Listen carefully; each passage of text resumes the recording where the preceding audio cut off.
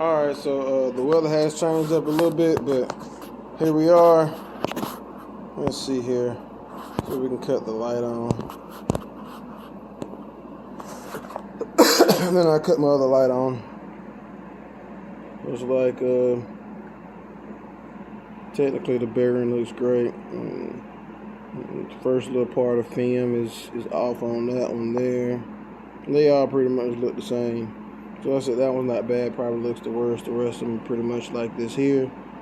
Might have a streak or two off of the coating, but I mean it still looks great. Crankshaft still looks great.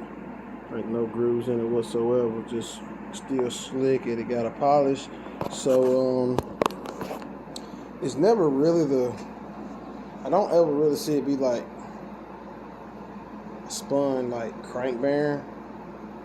So it's kind of going back to the cam bearings. Maybe I should have swapped those. Haste does make way, so maybe I should have took a little extra time and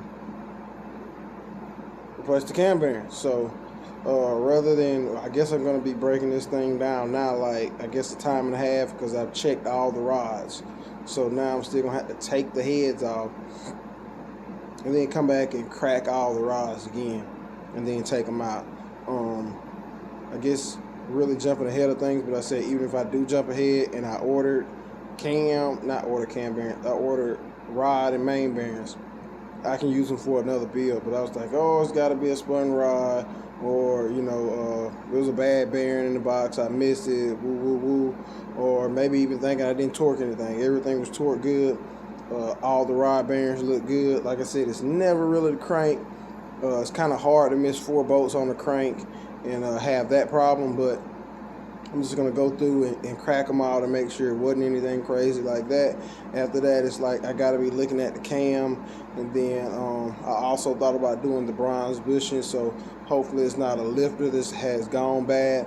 It did sound like a tap in the middle of the motor, which could be a cam bearing or it could be a lifter situation. Really expensive lifter in it. I guess I could buy a set, but I would still be in a situation where I have to try to find out which one is which. If not, it would be buying a whole nother set of lifters, which would be costly. So it might be a situation where I send the lifters back to see if I can have them refurbished or rebuilt to try to save some money, or if nothing else, just to see if that really is my problem. Like I said, didn't ever just lose oil pressure. It was just a little too sporadic, and I could hear a slight, which it is it's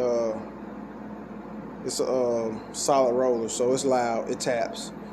Tell people it sounds like BBs in a tin can, but I could still hear a little toot toot toot toot toot toot toot toot toot toot when I listen real closely. Like, couldn't hear it inside the car. Would have to have your ear like on top of the motor and you could hear it. But the sporadic oil pressure really had me bent.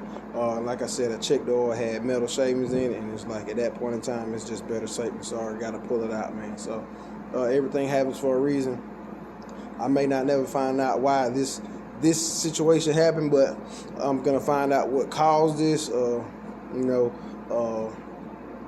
I didn't have the problem before. That's all I can say. I had perfect oil pressure before I broke it down.